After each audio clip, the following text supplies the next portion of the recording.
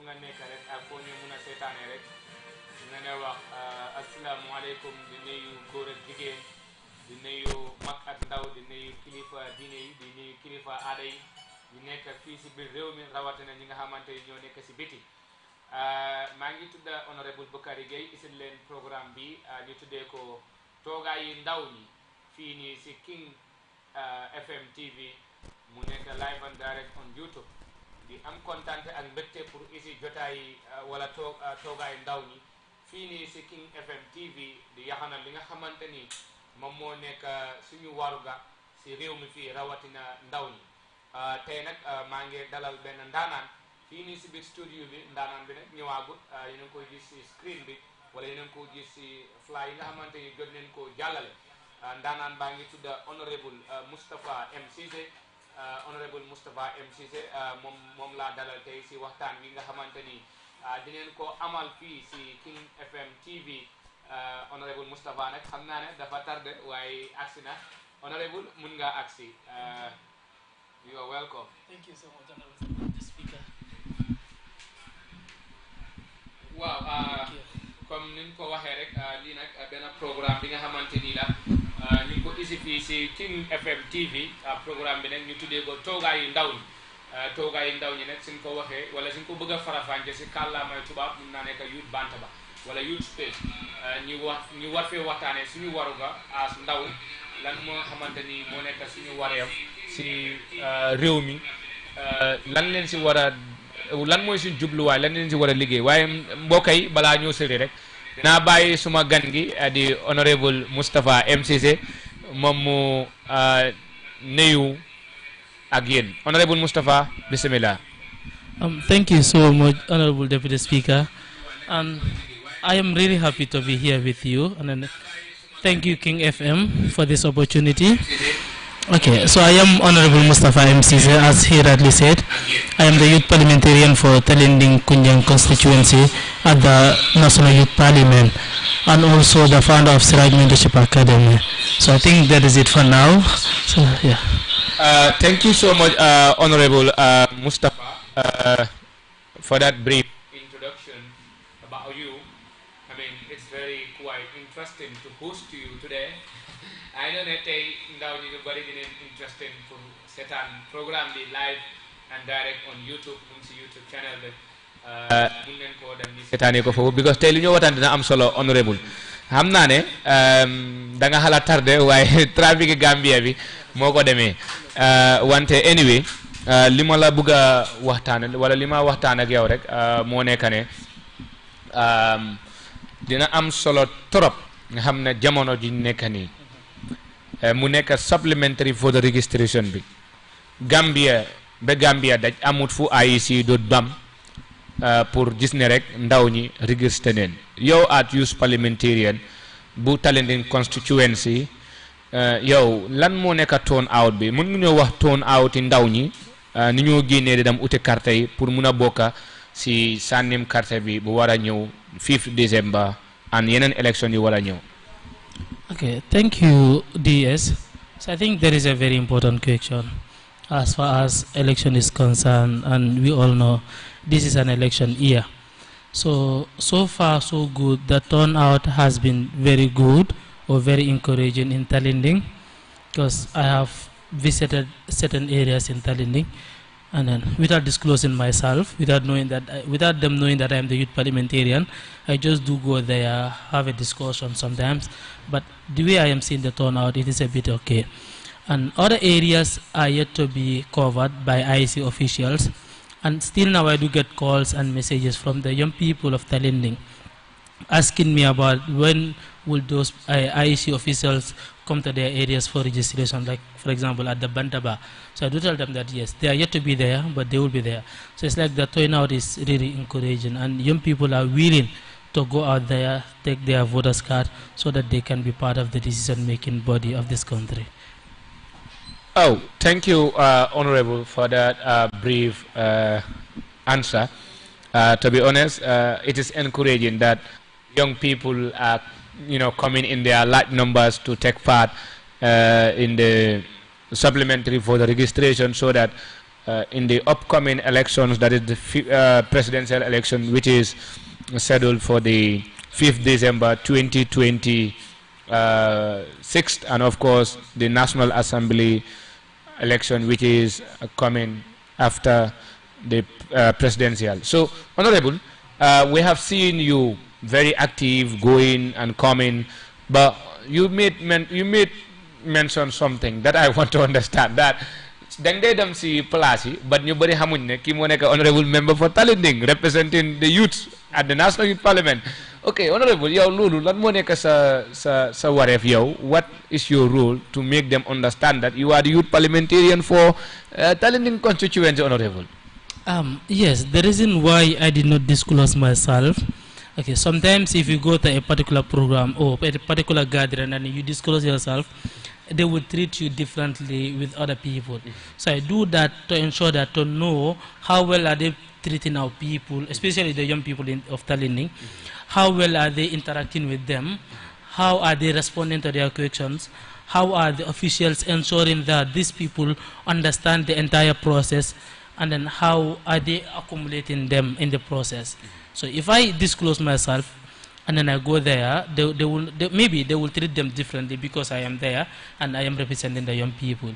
But okay, being there without disclosing myself, at least will give me the first-hand information that I needed to know how our young people are being treated at these particular places. That's the reason. Good. It's quite interesting because honorable dafa bari ñoo xamanteni mom title mom def leen sonal, right? But it seems like you are not part of those kind of, people that always show off whatever, because the kind of treatment that you receive will be different from the kind of treatment that they will give others. Okay, honorable, I will also want to engage you a bit. That is, we are in a very critical stage, and an election year. We all understand that. We all understand that this is an election year, and then it's always quite interesting to know the reaction of the young people. To also see the participation of youth in this country. So, what is going to be your take on that? How do you see the political participation of the young people of this country? Okay. If we are to compare recent political participation of young people, so that of the other years will be like, it is encouraging. It is at least growing a bit rapidly because of the notion that young people had at the time, that young people are not meant to be in politics. Young people are not meant to take up responsibility. Young people are not meant to build their country. And then other thing is the critics that we do get from our communities. Even if you want to contest, they will tell you that danga tuti pour contest the election bi haral bi nga mag, politics is not for young people. You understand? But now with this awareness campaign that is happening, with this the role of National Youth Parliament and other youth organizations talking to young people about the importance, the significance of being part of the national discourse, is changing the narrative now. Now young people are seeing this as an opportunity where they can develop their country, they can build a country that they want to live in for generations without complaining. So I think the turnout is now encouraging. Good. Honorable, like danga wax lu am solo nga ne léegi soo bëggee participate in politics, lu lay koto yi di wax mooy you are too young to run for this. I mean, lii is a perspective that is disturbing most of the young people in this country. So, okay, as young people, as youth, we want to participate in election, but always we think about, what people think about us.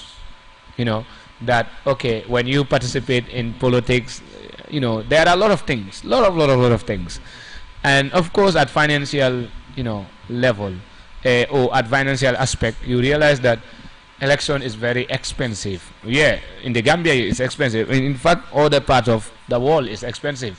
Okay, you as an individual, do you have that mindset to contest in the near future as parliamentarian for sorry, sorry to ask this, but I want to know whether you have like the intention to participate as as a candidate in the near future. Well, that is a very critical question, Honorable. I think my answer will be a bit spectacle, okay? Yes, when the need arise, when there is need for me to contest, I think I will. So it depends on the situation. When the need arise, yes. Okay. Honorable said it depends on the on the circumstances or when the need arises. Okay, Honorable, let's go back to the supplementary voter registration, which is very, very, very important. Honorable, right now is very, very, very important, like I alluded earlier on. And your role as the youth parliamentarian for Talending constituency, not only Talending constituency, but beyond Talending, is very important, and your reaction will be highly needed, like and timely, right? So, if you see young people who doesn't have any clue about election, about the supplementary voter registration, what is going to be your role? Yes, that is important. Our role as youth parliamentarian or as youth leaders in this country, it's simple and unique. One is to create awareness for young people to know the importance of this supplementary voter registration. Not only that, as well as the the election entirely, because you cannot tell someone that go and then have a voter registration without telling them the importance that needs and the necessity why he or she should have that and what are the consequences. Okay, one thing, having it is important. I can have it and then go and pack it without knowing the importance of it. But if I know the importance of it, even if I have it, I will ensure that it doesn't get lost. I will ensure that I save it in a very appropriate place. Whenever I needed it, I will just go pick it and then do what I need to do with it. So I think our role is simple and unique. That is to create awareness, in which we are doing, and then also to ensure that we educate people about the importance of having it and the importance of casting their vote as well. So, comment to that to enlighten more on the answer. We all know most of the times the people that have been neglected when it comes to this are mostly the Arabic students. Yes, I know many people will be like, this guy, whenever he's on platform, he will talk about Arabic students. Why not? Yes, I do talk about them because that's where everything started for me. And I know what they are going through. As the saying goes, experience is the best teacher. I was there, and then I know what they are going through. And so, if you feel something, at least you know it is not right, all you could do is to advocate about that thing, to ensure that there's a changes. So, Arabic students have been neglected when they come to political participation. Sometimes they will be like, sir, I am not going to cast my vote because it's not important. That's the mentality they build. But of recent, when we started the Sraj Mentorship Academy, and then we engaged them, over 50 young people from Arabic, both are English and Arabic, but majority were Arabic students, and then we enlightened them about their civic rights, civic engagement, and civic responsibilities. And then they now understand the importance of election, the importance of voting, the importance of them not being sidelighted, but also taking the front part of the national discourse, peace building, and national development. So I believe those people, if they go back to their communities, they will be able to convince at least 2 or 3 people. You understand? So that is our role. We should not only limit ourselves to English students or people that are from the communities. That we should also go back to the Arabic schools. Let us ensure that we engage them. I always say this: there can never be a meaningful development in this country without the full involvement of Arabic students. So I think Daniel Fis Makado, and then another question. Good. That is, those that are watching, this program is very important. It is called Togai Ndauni. This is the first of its kind happening here in how to call it, King FM TV. So Honorable Mustafa nga wax lu am solo, manam any development without Arabic students is meaningless.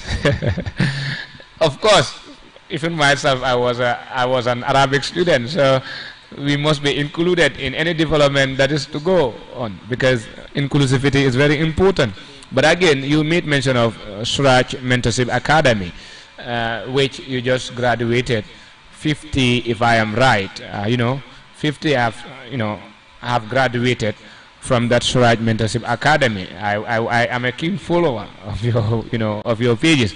Okay, do you always tell them the importance of elections, and of course they must understand the importance of election before going to look for the photos card? Because as Arabic students, sometimes we think that only those who receive Western education, are meant to vote, are meant to go and look for the voters card, which is very wrong. So how do you treat them when it comes to in that mentality? It happens outside the Gambia. Outside the Gambia.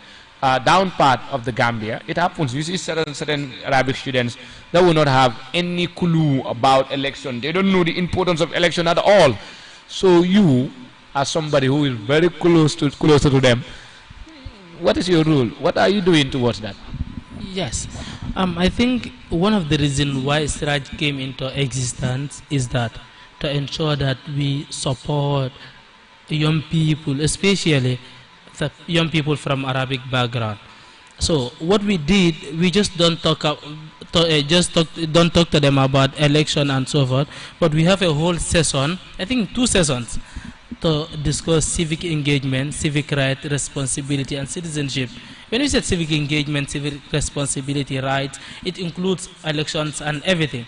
So we ensure that we dealt with it seriously. We ensure that our participants understand their role in civic engagement, their role in decision making, which of course cannot be forgotten about election. Okay, we all cannot be at that level. We at least have to elect certain people to be there for us. So based on what do we elect, that's what we tell them. And what are the role of those people that we are electing. So if you know that, you know it is important to at least choose for the suitable candidate for representing my affairs. You understand? So we had 2 sessions educating them about their responsibility, their rights, and to also change their mindset. Because being Arabic student, that does not give you a limitation. We are all Arabic students. Hadn't been we have limited ourselves, we wouldn't be here today. And I learned that you said you are an Arabic student. So exactly, if you had also limited yourself, you wouldn't have been here today. So that is it. I think everything starts with the mentality, and then which we tried at the first 4 sessions. We talk about leadership, we talk about self-awareness, emotional intelligence. I think we believe these are some of the things that you need to do as a course in order to know yourself. Courses like emotional intelligence and self-awareness. If you do that, you do leadership, you do so many other courses, which of course include civic engagement. It will now give you a hint, it now give you a new perspective. You will look things differently from the way you used to look them. And then now I think that's what Siraj is doing. Good. Honorable Lulu Amna Solo. Wante honorable comme may baylo hel képp ko xamanteni yaa ñoo sétane rek programme bi mu ngi tudda toogaay ndaw ñi ngeen gis rek man suma jëmi boppa duma ne like ndaw la waaye xale bu ndaw including honorable Mustafa Cissé moom tamit xam naa ku doon xayma ay atam matu sax ñaar fukki at ak juróom suma yeboone. Ok, honorable lii mu nekk programme bu am solo.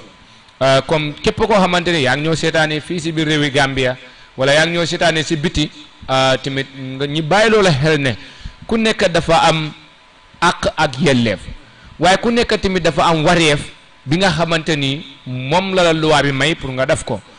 Honorable tey nekku si ne élection nekku na da ngay jóg rek nga dem ne kañ la ñoo sànni ñu ne place nangam la bés nangam la nga dem sànni karta foog naa ne du doxee noonu. Dafa am yoo xamante ni da nga ko war a am pour mun a dem sànni karta léegi yow fi nga toola nga am kaddu si réew mi wala kaddu si ndawi Talinding constituency yow mbaa xale bi lesen nag du ma wax xale because xale wartu am voters card bi man su ma ñëwee as ndaw mel na waaw honorable man de dama bëgg a am voters card waaye aw ma na benn kayit yow lan moo nekk sa wareef pour nga gis ne rek man am naa te am naa ko si nu mu ko war a amee. I think that is really important, Honorable. So, when that happens, there are a few things to put into consideration.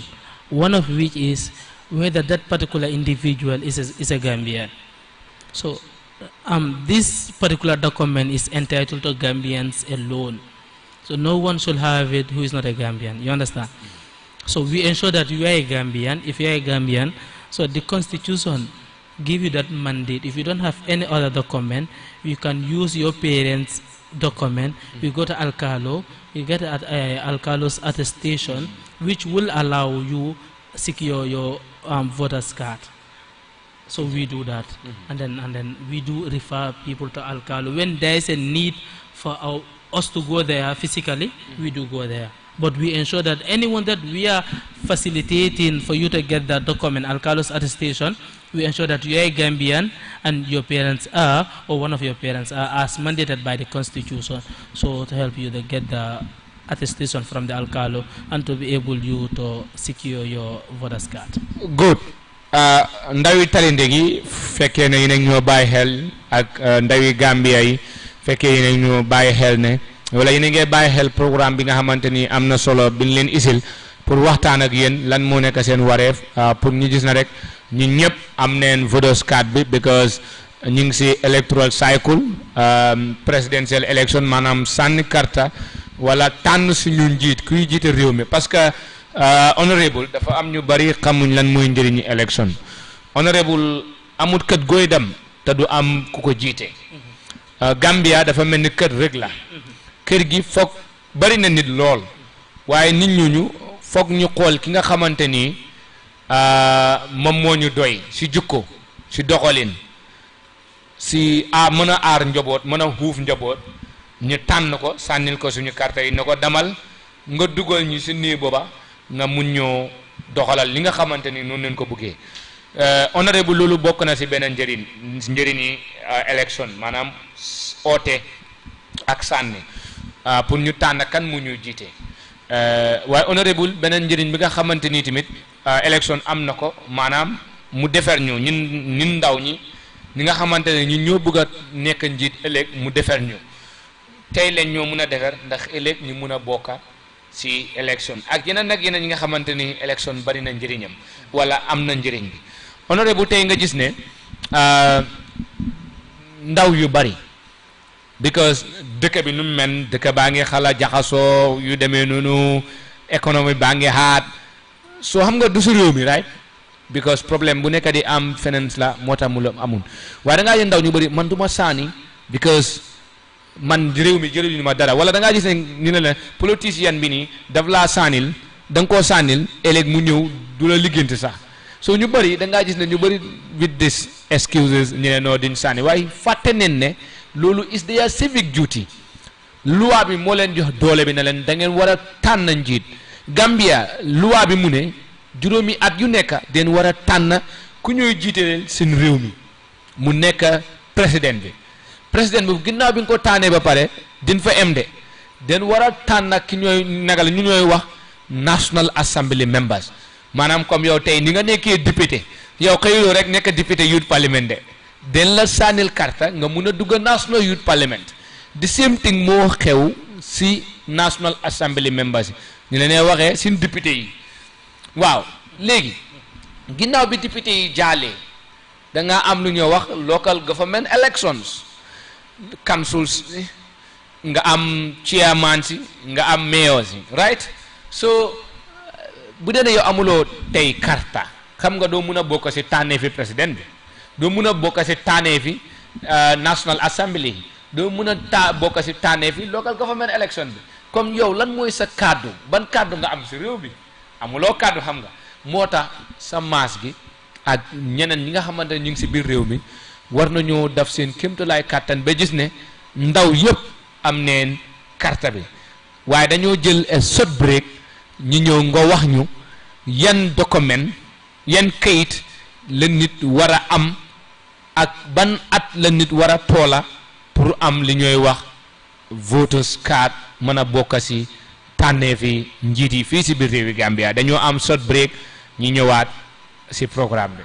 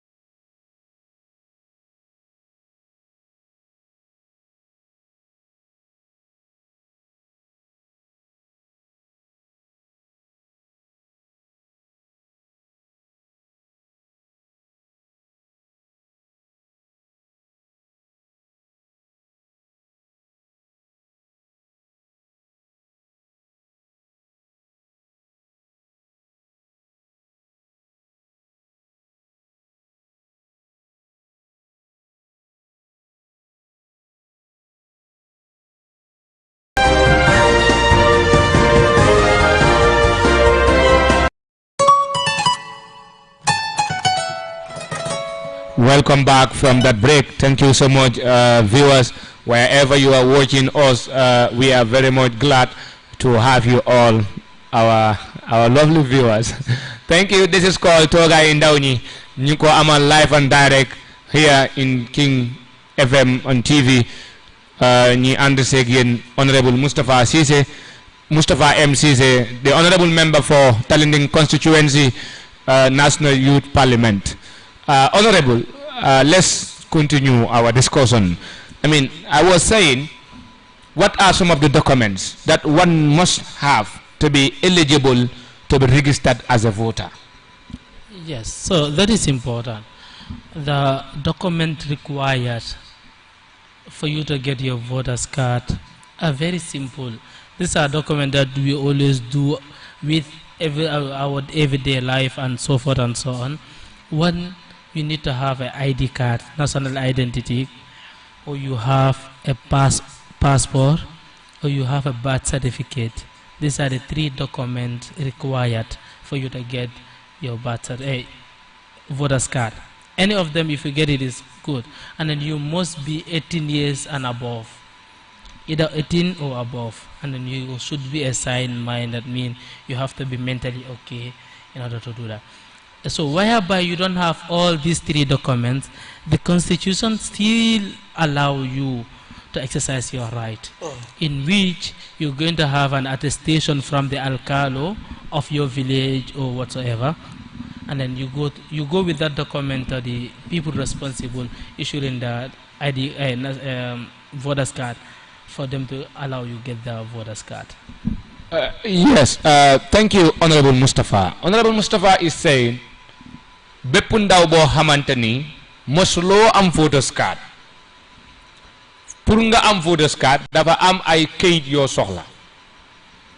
Yan ak yan la dinaa wax ñeenti kayit yi benn soo ko ci amee te mu baax la war ngaa mun a am voters card bi ñeenti kayit yi ñooy ñan mu ne benn bu si njëkka fekkee ne am nga di Gambian passport mooy kayit goo xam loo green la sa kaw di Gambian passport soo ko amee war ngaa mun a am voters card bi mu ne ak beneen mu ne soo amee di Gambian birth certificate ñu koy ooyee kayiti juddu soo amee kayitu juddu bu valide maanaam bu baax bi war ngaa mun a am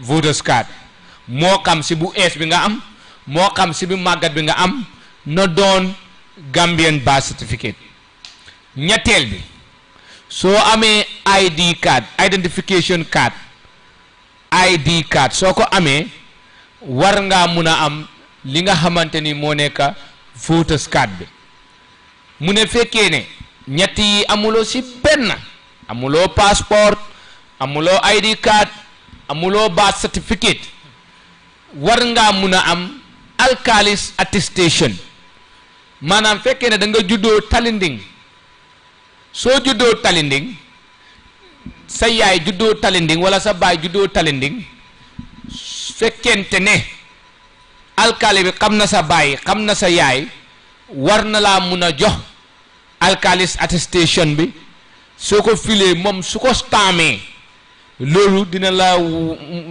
dina wane ne war ngaa mun a am voters card mu ne da nga war a am fukki at ak juróom ñetta 18 years loi bi loolu la mayee luwaay Gambia mu ne fekkente na am nga 18 years fukki at ak juróom ñetta mun neen laa sànnil karta waaye yow tamit mun ngaa sànni karta yéen a ngi may dégg léegi fekkente da nga am fukki at ak juróom ñaar 17 years time bi nii fekkee ne man maa ngi am 17 years fukki at ak juróom ñaar am ñeenti weer damay xam ne décembre bis bi ñooy sànni karta mu nekk 5th December 2026 daf maa fekk maa ngi am fukki at ak juróom-ñetta loi bi may na ma pour man tamit ma ut karta parce que dafa fekk bis booba maa ngi am suma fukki at ak juróom-ñetta waaye fekkee ne comme élection bi dafa war a nekk 5 December yow 6 December da nga war a am fukki at ak juróom-ñetta loi bi dàqulu na la mayut la nga am voters card foog naa ne lii dafa war a leer si noppi ñëpp rawatina ñi nga xamante ni ñu ngi ñooy seetaan waaye honorable dafa wax lu am solo ma dëggalal ko mu ne fekkente ne yow you are not sound minded maanaam sa xel mi dafa jaxasoo ma dam bëgguma use beneen wax bi waaye dinaa ko use maanaam da nga dof daal si gàttal yow loi bi mayut la nga am voters card bi parce que àndul ak sa sago àndul ak sa xel naka ngay mun a sànnee si kan nga bugg a sànnee soo duggee sa biir polling station ba honorable you have said all these are the documents that the constitutions asks us to obtain or to procure in order to be registered or in order to acquire the voters card. But honorable, still we have seen young people who are so desperate in the Gambia here, who are frustrated that okay, if you look at the Gambia, the kind of leadership that we have, my friend, they are not the one that should change the narrative. And young people themselves, like I said, most of them, they are fear to contest in an election, right? Because they are fearful for the fact that there are a lot of stigmatization, there are a lot of bad words, comments that are coming even from your family, from your immediate family, that ki xamut bopom yow ndaw nga wala xale nga, xale day em si pojum xale wala si pojum ndeyam wala whatever. Legi honorable, leadership is very important, and you as a youth parliamentarian, because of your good leadership skills, that's why the people of Talending elected you and send you to the youth parliament so that you can represent their voices. Now, to those young people out there who are watching us live and direct, what will be your message about electing a leadership? What are we going to look into the person so that we can entrust him or her with our votes? What are some of the things, or what are some of your observations in that? Thank you. Thank you. I've been patiently waiting for this particular question. Thank you. So I think this is important. Okay, in leadership there are qualities that you have been given. I mean, those that did leadership will understand. One of the qualities is integrity, honesty, and so many others. So I think those are the things that we should look up to. If we know someone who has integrity, who is honest, who is truthful, who has the interest of the nation at heart, who always put the interest of the country before his personal interest. These are the things that we should do. We should look. But there's things. There's a thing that I believe most of us do forget about it. Allah says in the Quran, "Inna Allah la yughayyiru ma biqawmin hatta yughayyiru ma bi anfusihim." MashaAllah. Shukran. Shukran. He said, Allah says in the Quran, Allah does not change a condition that is bestowed upon a nation or a ummah unless if they change themselves. Yes, we are complaining about bad leadership. We are complaining about so many other things. But are we really reflecting on ourselves? Are we really buying hell? Suñ boppa ñun like lañ lañ nekk di dundee, lañ lañ nekk di def, and all those things.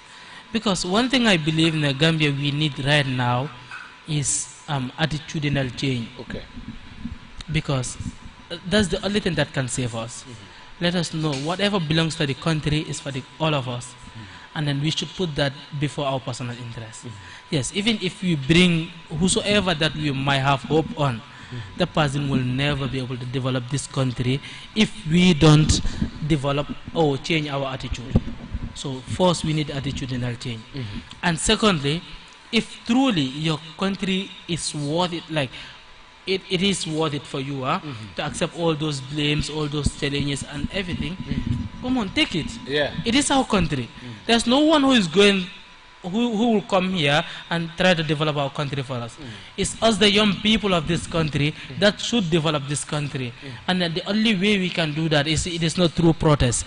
It is not through campaign. It is not through social media, whatsoever, awareness campaign and so on. It is by being bold enough and taking responsibility, being part of the national discourse, being there where the decisions are being made. Yes, at the initially, people might not understand what you want to fight, but if you get there, or along the way, some of them will realize, some of them will know your potential, and they will support you. That's what we need. You cannot convince everybody to see what you want to do, or where you are seeing, for them to support you. Sometimes you have to take a bold decision, you have to follow your heart, you have to put the country before any other thing. From there, people will see you and they know what you are trying to achieve. So they will at least follow your footsteps, and then they will be there for you. Most of these people, like the Francis Small and others, when they were doing this, many people don't understand. But today they have been celebrated in the country here. And those at the international level have been celebrated around the world. So you also, you're going to do that. Take up the responsibility, put the country at first, and then be a very good communicator. Because no matter how your intentions are, no matter how your goals are, if you cannot convince people, it will be very difficult for them to vote you in. It will be very difficult for them to see the perspective that you are seeing.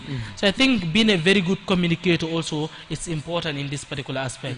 Yes, but be rest assured, everybody will not understand at the initial point. Everybody will not support you. Even your family will not. Other people will support you, and then later your family will come and join you. So I think that's what everyone needs to put at the back of our mind, that it is us, the young people, that are going to develop this country. And whatever decision we are to make on the 5th of December, it is going to reflect how our country is going to be for the next 5 years. How our country is going to be governed, how our country is going to be represented at the international level, how our foreign policy is going to be. how our young people are going to be the next 5 years, or let's say for the rest of our life. Because whatever rules you for 5 years, it's literally dictating how your life is going to be. We all complain about the unemployment, the hardship of this country, the economic crisis, and so forth and so on. Yes, us the young people, let us now put our life at risk. Let us put our future at risk by voting for a suitable candidate. Let us listen to their policies. Let us listen to them, observe their characters and their interaction with people, especially people that are low level, people that can't do anything meaningful for them. That's how you know who is a true leader. Not people that can benefit him, but people that are at lowest level, people that can do anything, anything for them. The way they treat those people, the way they responded to those people, tells you whether that particular person is a good leader or not. Thank you, Honorable. The way you answer my question is very, very, very, very, very, very good. I like it.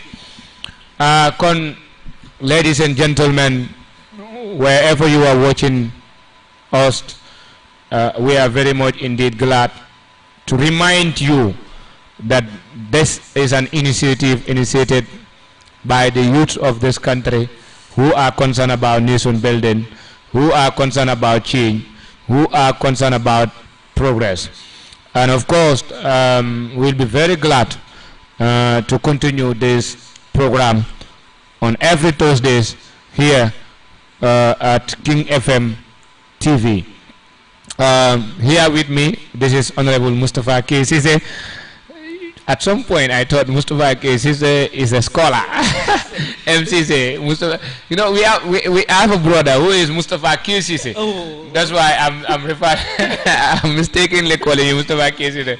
Anyway, I'm sorry for that. But comme lu ma ko doon laajte rek maanaam ban façon njiit leen war a tànn mu wax lu am solo mu wax ay jukko yoo xamante ni den ko war a xool si njiit bi ñoo tànn demee si intégrité maanaam jukko very important te dama ne lu waay di def na xool jukkoom so jukko su rafetee everybody will like you, but when your attitude is something else, my friend, people will not have confidence to vote for you. Honorable Mustafa Sise said, Gambia, our problem is attitude. We need attitudinal change. And often times I debate with my friends that, okay, the country is moving, but we need attitudinal change, because if we don't change every day, we put another leader in the state house. Still now the narrative is going to be the same. Danga just Gambian bi mu wara just lu baax mu war see participate war see def dooleem isi si xalaatam isi si xam-xamam mu ne déedéet duma ko def because am na kintaana pour mu war a def loolu but maa ngi laa bàyyiloo xel ne kintaana noonu baayam moomu réew mi yaayam moomu réew mi moom moomu réew mi because réew mi ñi ñëpp a ko bokk. Anything that you are contributing, you are not doing it for the president, you are doing it for yourself, because yang fi am njaboot, yang fi am yaay, yang fi am doom, yang fi am jabar, everything, my friend, looy def rek xamal ne sa boppa nga koy defal, waaye defaluloo ko Samba, defaluloo ko Paate, defaluloo ko Aliou, defaluloo ko Alaaji. Honorable, tey da nga gis ne ndaw ñi ñu ci bari, because su ñoo wax den war a specific ndaw ñi, most of them they are thinking in a sense that anything that they contribute towards this development, towards the development of this country, ñàkk fayda la. Because ne man, I don't have anybody working in the family, in the government, so comme kuma mu am ndey ak kuma mu amul ndey, most of them they see this country as kuma mu am ndey ak kuma mu amul ndey. Now, okay, if you don't have any family member working closely with government, you will not enjoy the resources that are available in this country. That is why most of them, they don't take part in politics. Most of them, they don't want to go and look for the voters card, which is so sad. I think that is important. So what a good citizen don't ask for what my country has done for me, but it has always been the other way around. What have I done for my country?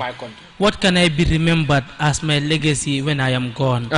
What can I leave behind? Whenever they see my descendant, my children, my grandchildren, they'll be like, oh, your great grandparent did a very good job here. What can I stand for whenever there's a public or whenever there's a gathering? What can I be remembered for?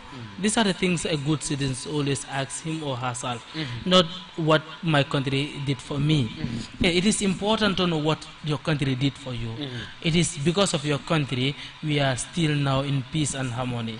So you as a young person or you as whatever, what the question should be, what am I doing for my country? How can I develop this country? Even if not you personally, but the younger generation that are coming, so they will not face the challenges that we are facing. So they will not face the hardship that we are facing. So they will not experience the economic crisis that we are experiencing. So they will have a better life, a better environment, and a better society with ethical leaders to lead them. That's what every good parents pray for. Like the suffocation that I went through, my children should not suffer that way. And then we can never be like the Europeans. We can never be like the Asians if we don't change our attitude. If we don't change our perspective. If we don't change the way we view things that belongs to the nation. The only thing that can change the narrative is us, the young people, being bold enough, taking up the responsibilities, putting the priorities of this country forward, and then let us not see each other as enemies. We are friends. We are brothers and sisters in national building.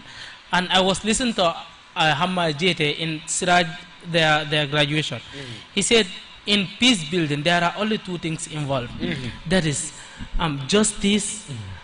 Yes, he said justice, and the other one I forgot. Yes, justice and being honest. Okay, you give things, you do things according to how they should be done, and you ensure that justice rule over favoritism. So, and then the only way that can be done is us, the young people, being educated, being experienced, listen to learn what we have experienced, implementing those things without favoring anyone, but putting the interest of the country forward. I think that's the only way we can be safe from all this chaos that we are facing. Okay, Honorable, do you believe that the leadership that Gambians wanted in 2021 presidential election is the same leadership that the Gambia is looking for in December 5th, 2026? You know, I am not sure. Particularly, I am not sure we are having leadership problem in Gambia because we have a lot of leaders in the Gambia. So, as I said, we are looking for a development. A vision leader or visionary leader, someone that wants to put the country forward. But who is that person? That starts from us. How do we know that person? To ensure that we change. Even, okay, I will say this. Even if we bring, shall I say Barack Obama or Nelson Mandela, whosoever that we might have hope on. Yes. Or let's say we bring this guy, Donald Trump. I'm not sure if Gambians will want that Donald Trump right now. Gambian, we are bringing Donald Trump for you as long as always you are criticizing. So, even if we bring these people that we term as one of the best leaders in the world, we will still not be satisfied. We can only be satisfied when ourselves we change our attitude. As I said, Gambia, we don't have leadership problem. So it might, it is debatable. Some people might say we have capable leaders that are ruling this country. Some might say we don't. But my take is we need attitudinal change. No matter who is the president, no matter who is given the responsibility, if us, the young people, if us, the Gambian, change our attitude, see the way we should see things, I am sure we will never complain about leadership in this country. So it is not the matter of who is leading, who should lead, and so forth. It's a matter of us changing our attitude, putting the country first. Any resources that belongs to the country, we ensure that we protect it to the last drop of the last I don't know how to say this. Our last drop of blood to ensure that we protect this country, we stand for this country, we promote this country, we do anything and everything that we could within our powers and strategies for this country. With that, we'll never complain about leadership. Good, ladies and gentlemen, wherever you are watching us, dear viewers, we are very much proud to to have you all, and of course, it is a very important initiative that we are just starting, and this is episode 1. In case you are just joining us, this is called Togai Ndawnyi here in here in King FM TV. Today he is my first host, right? My first speaker, right? That is Honorable Mustafa MCC. Ndaw bi nga xamanteni mo togal ndawi Talinding fële sa National Youth Parliament yi si pencum ndawi réew ma di waxtaanee jafe-jafe yi nga xamante ni ndawi Talinding ñu ngi koy dund si wàll bu nekk, waaye tey nag li nga xamante ni moo ñu fi taajoon mu nekkoon supplementary voter registration bi nga xamante ni is ongoing, ba ku nekk rek dafa am wareef, ku nekk rek daf si am li nga xamante ni da nga ko si war a def, maanaam que da nga si war a bay sa waar. Honorable Moustapha wax na fi yu bëree bëri ne Talinding am na si yaakaar bu baax a baax, because gis ne ndaw ñi they are coming in their large numbers pour gis ne rek am neen voters card bi, loolu noonu am neen si yaakaar te kontaan neen si bu baax a baax. waaye nag honorable xam naa ne lu ñu may si time léegi bariw, daanaka dama lay bàyyi rek léegi 3 minutes leen am si time, dama lay bàyyi nga tàggatoo in 1 minute so that man tamit ma tàggatoo jërëjëfal ñi nga xamante ni ñooñu host ak everybody. Yes, in 1 minute. Yes, thank you. I will want to thank you, Deputy Speaker, for this opportunity. I am really pleased to be your first guest, and will want to extend that thanks to King TV, particularly from their management, for this opportunity. These are the kind of opportunity that young people are looking for, and I will want to thank the people of Talinding for their trust and for their continuous support, and then as well as thanking my family and everyone who believes in me, who believes in my ability. And I wouldn't forget the core team or the coordination team of Siraj Mentorship Academy for their unwavering support as well.